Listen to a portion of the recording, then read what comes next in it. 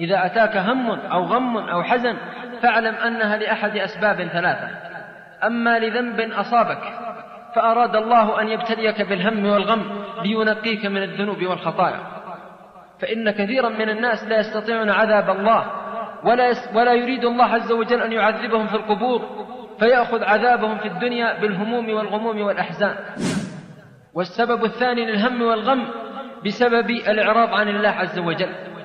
فإن الله عز وجل جعل لمن أعرض عنه هما وغما لازما، ومن أعرض عن ذكري فإن له معيشة ضنكا، يسكن في القصر، يركب السيارة الفاخرة، يأكل أحسن المطاعم، ولكن همه معقود على جبينه، لا يدري ما هو السر،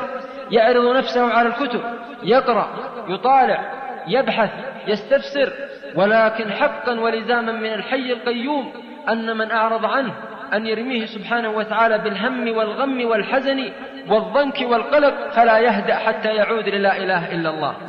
الأمر الثالث رفعا للدرجات عند الحي القيوم، لأن الله عز وجل وضع لكثير من المؤمنين أو للمؤمنين درجات في الجنة